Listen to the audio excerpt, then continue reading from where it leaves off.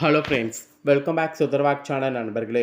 இன்றைக்கி இந்த வீடியோவில் மிக எச்சரிக்கையான ஒரு ஜோதிட வாக்கு தான் இப்போ இந்த வீடியோவில் அதிரடியாக பார்க்க போகிறோம். ஸோ எச்சரிக்கையான ஜோதிட வாக்கை அதிரடியாக பார்க்கறதுக்கு முன்னாடி எதை பற்றிய ஜோதிட வாக்கு, என்ன மாதிரியான ஜோதிட வாக்கு அப்படிங்கிறத எல்லாமே ஷேர் பண்ணுறேன். எல்லாத்தையுமே இந்த வீடியோவில் தெரிஞ்சுக்குங்க. தற்போது ஆங்கில மாதத்தில் 3வது மாதமான மாசி மாதமானது மார்ச் மாதமானது நடந்துட்டுருக்கு. தமிழ் மாதத்தில் மாசியானது நடந்துட்டுருக்கு. இந்த மார்ச்சில் மிக முக்கியமான நாளாக மார்ச்சுடைய 14ஆம் தேதி வருது. அன்று மாசியுடைய 30ஆம் நாள், கிழமை வெள்ளிக்கிழமை. இந்த நாள் ஒரு எச்சரிக்கையான ஆபத்தான நாள் என்று சொல்லலாம். அப்படின்னு எச்சரிக்கையான ஆபத்தான நாள் அப்படின்னு கேட்குறீங்களா? இந்த நாளில் இந்த ஆண்டுடைய முதல் கிரகணமானது நடக்கக்கூடிய இந்த கிரகணத்துடைய தாக்கம் தான் ஒவ்வொரு ராசிக்கும் ஒவ்வொரு வகையில் தாக்கத்தை ஏற்படுத்தும். அப்படி ஏற்படக்கூடிய தாக்கத்தை அந்தந்த ராசிக்காரங்க தெரிஞ்சு பயனடையணுங்கிறதுனால ஒவ்வொரு ராசிக்கும் என்ன தாக்கம் ஏற்படும் அப்படிங்கிறத ஷேர் பண்ணிகிட்ருக்கேன். அதில் இன்றைக்கி இந்த வீடியோவில் மிதுன ராசிக்காரங்களுக்கு ஷேர் பண்ண போகிறேன். மிதுன ராசியில் பிறந்தவங்க உங்கள் ராசிக்கு என்ன மாதிரியான தாக்கம் ஏற்படும் அப்படிங்கிறத தெளிவாக இந்த வீடியோவில் தெரிஞ்சுக்குங்க. உங்கள் ராசிக்கு ஏற்படக்கூடிய தாக்கத்தை நீங்கள் தெரிஞ்சுக்கிட்டிங்கன்னா அதற்கேற்ப நீங்கள் நடந்து பயன்பெறலாம். ஸோ அதனால் வீடியோ ஸ்கிப் பண்ணாமல் பார்த்து உங்களுக்கான தாக்கம் என்னங்கிறத தெரிஞ்சுக்குங்க. ஃபஸ்ட்டு நடக்கக்கூடிய இந்த கிரகணத்தை பற்றி முழு விவரத்தை இந்த வீடியோவில் ஷேர் பண்ணுறேன். கிரகணம் நடக்கிறது எந்த நேரத்தில் நடக்கும், எந்த இடத்துல நடக்கும், என்ன மாதிரி நடக்கும் அப்படிங்கிறத எல்லாமே ஷேர் பண்ணுறேன். முதல்ல கிரகணம் நடக்கிறத பற்றி தெரிஞ்சுக்குங்க. அதுக்கப்புறம் கிரகணத்துடைய விளைவுகள் உங்கள் ராசிக்கு என்ன மாதிரியான பலனை கிடைக்க செய்யும் அப்படிங்கிறத ஷேர் பண்ணுறத தெரிஞ்சுக்குவீங்க. கிரகணத்திலிருந்து தப்பிப்பதற்கு பரிகாரங்களும் செய்யணும். அதெல்லாம் என்னங்கிறத வீடியோவில் கடைசியாக உங்களுக்கு ஷேர் பண்ணுறேன். இந்த வீடியோ ஃபுல்லாக பார்த்து உங்களுக்கான பலனை முழுசாக இந்த வீடியோவில் தெரிஞ்சு பலன் பெறுங்க. வாங்க கிரகணம் நடக்கிறத பற்றி ஃபஸ்ட்டு பார்க்கலாம். இந்த ஆண்டில் முதல்ல நடக்கக்கூடிய கிரகணம் இந்த தேதியில் என்ன நடக்க போகுதுன்னா சந்திர கிரகணம் தாங்க நடக்க போகுது. ஸோ இந்த சந்திர கிரகணம் பார்த்திங்கன்னு வச்சுக்கோங்களேன், இதோட நேரம் தெரிவு நிலையெல்லாம் நீங்கள் கண்டிப்பாக தெரிந்து கொள்ள வேண்டும். அதை தான் இந்த வீடியோவில் பார்க்க போகிறோம். சந்திர கிரகணம் மார்ச்சுடைய 14ஆம் தேதி வெள்ளிக்கிழமை அன்னைக்கு நிகழப்போகுது. மேலும் இது 6 மணி நேரத்திற்கு மேலாக நீடிக்க போகுது. இது வெவ்வேறு கட்டங்களை கடந்து செல்கிற மாதிரி உங்களுக்கு நடக்க போகுது இந்த வருடம். அப்புறம் துர்துஷ்டவாசமாக இந்த டைம் இந்தியாவில் சந்திர கிரகணம் காணப்படாது. கிரகணத்திற்கு சாட்சியாக இருக்கக்கூடிய இந்தியாவில் உள்ளவர்களுக்கு ஆன்லைன் நேரடியில் காமிக்கப்படும். அதை பார்த்து கிரகணம் நடக்கிறத பார்த்து அனுபவிச்சுக்குங்க. ஸோ நீங்கள் இந்த கிரகணம் நடக்கக்கூடிய அன்னைக்கு கண்டிப்பாக எதுவுமே சாப்பிடாமல் இருக்கணும். நிறைய பேர் பட்னி விரும்புவீங்களா, அவங்களுக்கு எல்லாமே இந்த ஒரு நாள் ஒரு ஜாக்பாட்டான நாள் தான். ஏன்னா இந்த நாளில் எதுவுமே சாப்பிடாமல் இருக்கணும். ஆக்சுவலி கிரகணம் நடக்கக்கூடிய அன்றைக்கி தண்ணீர் கூட கொடுக்கக்கூடாது. இது ஒரு எச்சரிக்கையாகவே சொல்லப்பட்டிருக்கு. மார்ச் 14ஆம் தேதி அன்னைக்கு கன்னி ராசியில் உத்திர நட்சத்திரத்தில் தான் சந்திர கிரகணமானது நடைபெற போகுது. ஸோ இது முழு நேரம் நடைபெறதுனால இதனுடைய நிறம் சிவப்பு நிறத்தில் இருக்கும். அதனால் இது இரத்த சந்திர கிரகணம் என்று அழைக்கப்படும். இந்த கிரகணம் நடக்கும்போது பூமியுடைய நிழல் சந்திரனை முழுவதுமாக மூடிவிடும். அது ஒரு அதிர்ச்சியூட்டக்கூடிய சிவப்பு நிறத்தை கொடுக்கும். இதுதான் இந்தியாவில் பார்க்க முடியாது, மற்ற இடங்களில் பார்க்க முடியும். ஸோ இது ஒரு மோசமான கிரகணம் என்று கூட சொல்லப்படுது. இந்த கிரகணம் நடக்கிறது பார்த்திங்கன்னு வச்சுக்கோங்களேன், இந்திய நேரப்படி காலையில் ஸ்டார்ட் ஆகி மதியம் வரைக்கும் நடக்குது. அதில் டைமு பார்த்திங்கன்னு வச்சுக்கோங்களேன், சந்திர கிரகணமானது வலுப்பெறும் என்று சொல்லப்படுது. அது என்னென்ன டைமிங் அப்படிங்கிறதையும் உங்களுக்கு ஷேர் பண்ணுறேன். அதை டைமையும் இந்த வீடியோவில் தெரிஞ்சுக்குங்க. ஃபஸ்ட்டு சந்திர கிரகணம் ஆரம்பிக்கும் போது பெனுபிரல் கிரகணமாக ஸ்டார்ட் ஆகும். அது ஸ்டார்ட் ஆகிறது 9:27 மணிக்கு ஸ்டார்ட் ஆகும். அப்புறம் பகுதி கிரகணம் தொடங்குவது 10:39 மணிக்கு ஸ்டார்ட் ஆகும். அப்புறம் மொத்த கிரகணம் தொடங்குவது பகல் 11:56க்கு இருக்குது. அதிகபட்ச கிரகணம் பதிவாகிறது 12:28 மணிக்கு இருக்குது. மொத்த கிரகணம் முடிவடை போவது 1:1க்கு. பகுதி கிரகணம் முடிவடை போவது 2:17க்கு. அப்புறம் பென்னிபிரல் கிரகணம் முடிவடைவது 1:30க்கு. இந்த மாதிரி கிரகணம் ஸ்டார்ட் ஆகிறதுலேருந்து முடிகிற வரைக்குமே கிரகணத்துடைய ஒவ்வொரு பரிமாணமும் இருக்குது. ஸோ இந்த கிரகணத்தை இந்தியாவில் பார்க்க முடியாது. மேலும் இந்த கிரகணத்தை மற்ற நாடுகளில் பார்க்க முடியும். ஐரோப்பாவில் பெரும்பாலான கண்டங்களுக்கு இது நல்ல பார்வையாக இருக்கும்.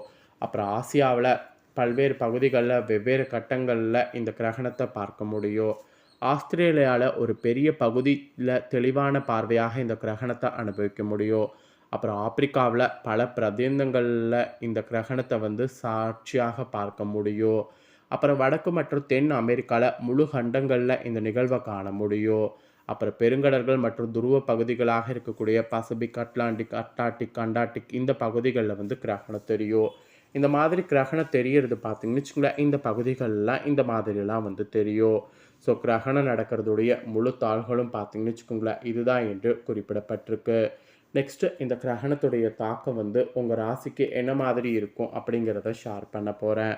மிதுன ராசியில் பிறந்தவங்க உங்களோட நட்சத்திரத்துக்கு ஏற்ப கிரகணத்துடைய தாக்கம் என்ன மாதிரி இருக்கும் அப்படிங்கிறத தெளிவாக இந்த வீடியோவில் வந்து தெரிஞ்சுக்குங்க.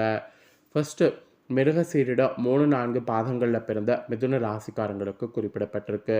இதில் பிறந்தவங்களுக்கு கிரகணத்துடைய தாக்கம் என்ன மாதிரி இருக்கும் அப்படிங்கிறத ஷேர் பண்ணுறேன், தெரிஞ்சுக்குங்க. ஸோ இந்த கிரகணத்துடைய தாக்கம் நீண்ட தூரத்தில் இருந்து வரக்கூடிய தாள்கள் நன்மையாக இருக்கிற மாதிரி அமையப்போகுது. அப்புறம் கூர்மையான மதிநுட்பத்தால் எந்த பிரச்சனையும் எளிதாக தீர்த்து விடுவதற்கு உங்களுக்கு ஆற்றலானது கிடைக்கும்.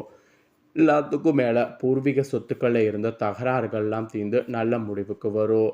பூர்வீக சொத்துக்களில் இருக்கக்கூடிய தகராறுகள் நல்ல முடிவுக்கு வர்றதுனால நல்லா என்ஜாய் பண்ணலாம் என்று குறிப்பிடப்பட்டிருக்கு. அப்புறம் அரசியல் துறையில் இருக்கிறவங்களுக்கு புதிய ஒப்பந்தங்களானது கை கொடுக்கும். அப்புறம் எந்த கொள்முதலையும் தயக்கமின்றி செய்யணும். அப்போ தான் உங்களுக்கு எல்லாமே வந்து சக்ஸஸ் ஆகும். வியாபாரம் கூட ஆக்சுவலி வந்து பெருகும். போட்டியாளர்கள்லாம் விலகி செல்வாங்க. ஸோ விலகி செல்லும்போது போட்டியாளர்கள்கிட்ட நல்லா யூஸ் பண்ணிக்கணும் என்பது சொல்லப்பட்டிருக்கு. வியாபாரத்தில் போட்டியாளர்கள் விலகும்போது வியாபாரத்தை விரிவுபடுத்துறது இந்த மாதிரியான சில விஷயங்கள் இந்த கிரகண டைமில் உங்கள் நட்சத்திரத்தில் பிறந்த மிதுன ராசிக்காரங்க பண்ணுங்கள். நல்ல வரவேற்பை உங்கள் வியாபாரத்தில் பெற்று முன்னேறுவதற்கு முயற்சி பண்ணுங்கள். நெக்ஸ்ட்டு மிதுன ராசி திருவாதிரையில் பிறந்தவங்களுக்கு சொல்லப்பட்டிருக்கு. இதில் பிறந்த மிதுன ராசியில் பிறந்தவங்களுக்கு இந்த டைம் எப்படி இருக்கும் அப்படிங்கிறத சொல்கிறேன், நோட் பண்ணிக்கோங்க. உங்களுக்கு இந்த கிரகணத்துடைய தோஷமானது தொழில் வியாபாரத்தில் திருப்திகரமாக நடக்கிற மாதிரி இருக்குது. பார்ட்னர்களோடு ஒத்துழைப்போடு வியாபாரத்தை விரிவாக்கம் செய்ய முற்பட்டிங்கன்னா உங்களுடைய விரிவாக்கம் சக்ஸஸ் ஆகும். கடிதம் மூலம் வரக்கூடிய தாள்கள்லாம் நல்ல தாள்களாக இருக்கும். எல்லாத்துக்கும் மேலே வர வேண்டிய பணம்லாம் உங்களுக்கு ஈஸியாக வந்து சேரும். கஷ்டங்கள் கூட உங்களுக்கு குறையும். கஷ்டங்கள் குறையும் போது அந்த கஷ்டங்கள் எப்படி குறையுதோ அதற்கேற்ப நீங்கள் பிரிஸ்காக செயல்படணும். ஸோ கலைத்துறையில் இருப்பவங்களுக்கு கூட இந்த கிரகணத்தினால கவனமாக இருக்கணும். எதிர்பாலினத்தரோடு பழகும்போது எச்சரிக்கையாக இருக்கணும். எதை பற்றியும் கவலைப்படாமல் தீர ஆலோசித்து எதையும் செய்யணும். அதுதான் நல்லது. கடன் கொடுப்பது, ஃபைனான்ஸ் போன்றவற்றில் மிகவும் கவனமாக இருக்கிறது நல்லது. ஸோ கவனமாக இல்லைன்னு வச்சுக்கோங்களேன், பெருத்த நஷ்டம் ஏற்படும். அதுக்கப்புறம் புனர்பூசம் 1, 2, 3 பாதங்களில் பிறந்த மிதுன ராசிக்கு சொல்லப்பட்டிருக்கு. இதில் பிறந்தவங்களுக்கு இந்த கிரகண தோஷத்தினால உத்தியோகத்தில் இருப்பவர்களுக்கு வீண் அலைச்சல் ஏற்படும். அப்புறம் எடுத்த வேலையை எப்பேற்பட்டாவது செய்து விடுவீங்க. புதிய வேலைக்கு முயற்சி செய்பவர்களுக்கு சாதகமான பலன் கிடைக்கும். மாணவர்களுக்கு கூட கல்வியில் வெற்றி பெற எடுக்கக்கூடிய முயற்சிகள் சாதகமான பலனை தரும்.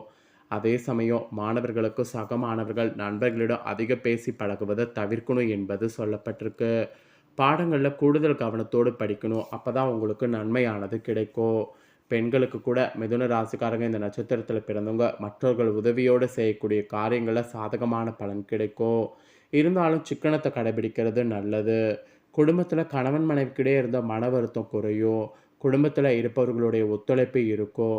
பிள்ளைகளுடைய மீது கவனமானது தேவை. வாகனங்களால் செலவானது இருக்கும். குடும்ப உறுப்பினர்களிடம் உடல்நிலையில் கவனமாக இருக்கணும். ஆக மொத்தம் உங்களோட ராசி நட்சத்திரத்தில் பிறந்தவங்களுக்கு இந்த கிரகண தோஷம் இந்த மாதிரி பலனை கொடுக்கும். ஸோ மிதுன ராசியில் பிறந்தவங்க உங்களோட நட்சத்திரத்துக்கு ஏற்ப கிரகண தோஷம் எப்படி இருக்கும் அப்படிங்கிறத ஷேர் பண்ணிட்டேன்.